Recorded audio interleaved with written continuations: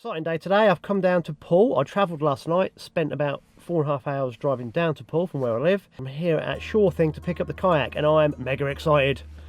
Why am I mega excited? Because this thing has been blinged up beyond belief.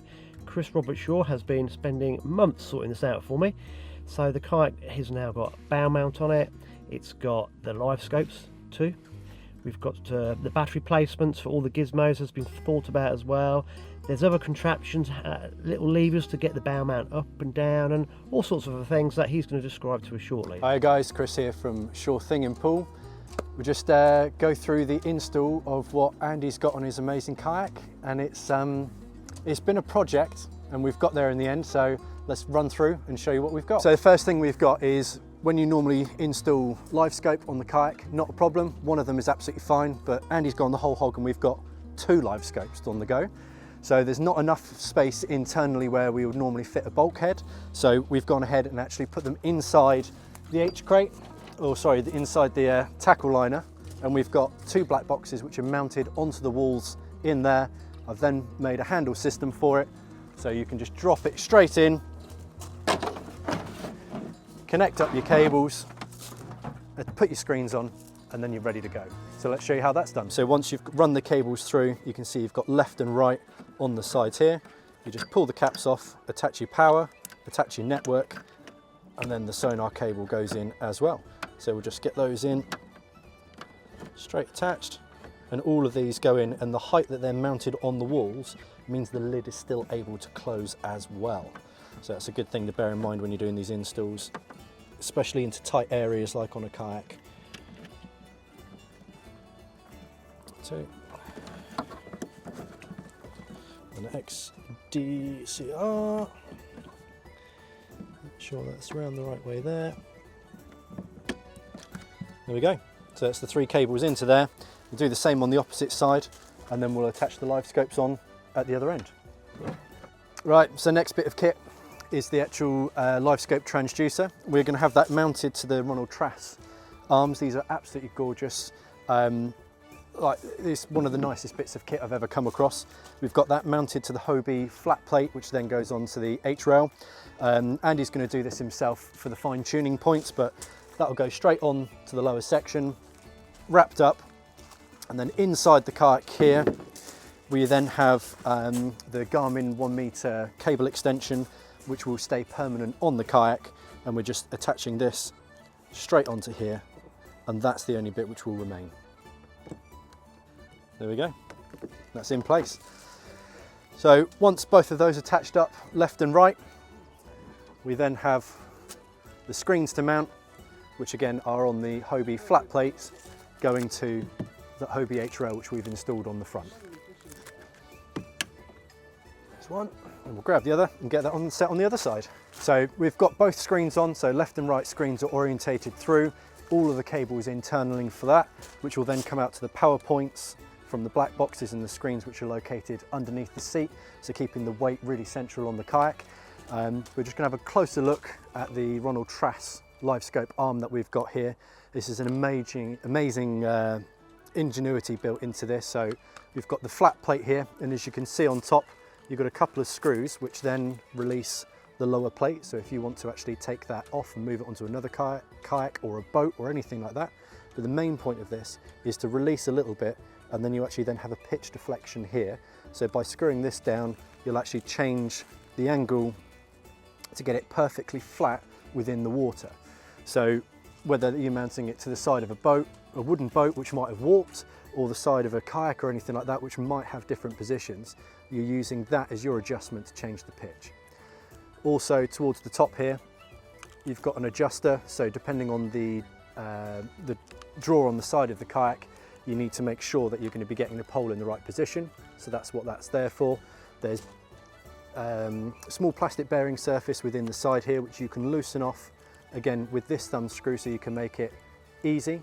Or if you need it to stay in one direction and face that direction, you can do the thumb screw up a little bit harder, so it then pretty much locks it in position, but you are still able to turn it with a bit of friction there.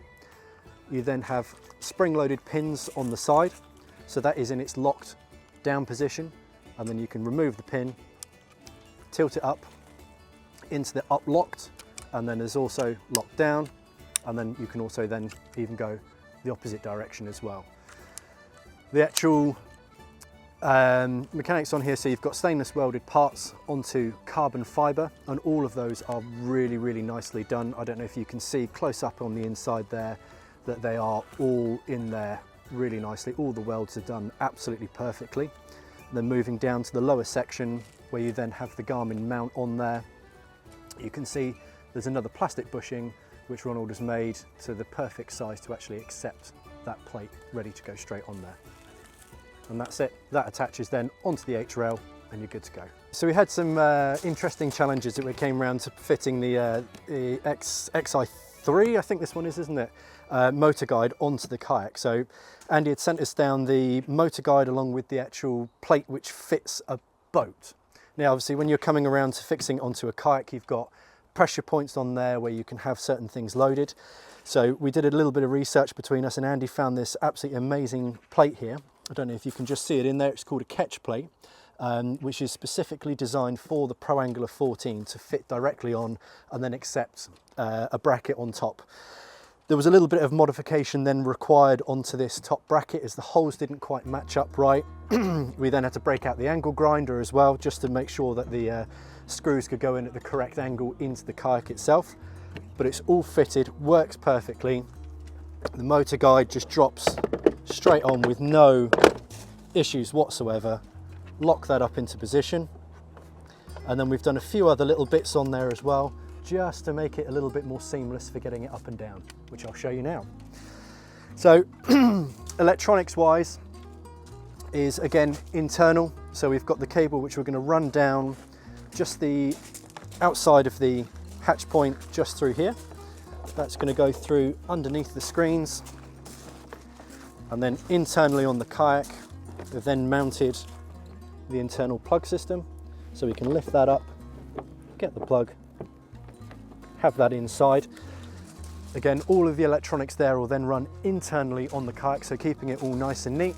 And we have the exit then coming out of a Hobie through-hole wire fitting here, so then that will run the 100 amp hour lithium battery then straight in the back, again just directly behind the seat, keeping all of the weight at the widest point of the kayak. So again, thinking safety, weight positioning and everything. So for the next part you kind of go, well, how's Andy going to really get past the screens to be able to chuck the motor down? We've done that. So we've got a release, you can see here, which we fitted with the Hobie down handle. That operates through internally again through to a hook, which we can then clip up to the kick release. That will then, as soon as he pulls the handle within the cockpit area, that's pulling down, releases, motor drops, and we're locked into position. Next challenge was then going, well, I'm sure Andy doesn't want to get wet or have to call on someone to actually lift the motor up. So for that, we've made a remote access system, which again is just a simple piece of rope handle, and then we've custom made a slide collar on a piece of webbing straight onto a carabiner, which we can lock up like that. So now he has access for that from the cockpit area. So when he wants his motor to come up, you can just lean forwards, release the foot pedal, pull the motor straight up and on board.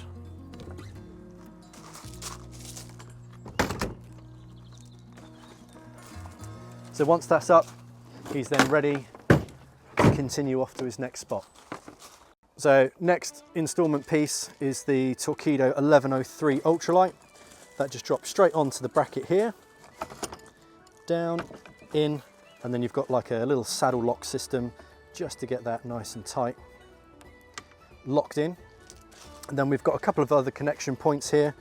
So we've got the reverse lock. You can probably see that there's a little metal bracket that moves down. So just before you go into reverse, you need to engage that lock on. We then have motor up, which is then run off the top of the motor system.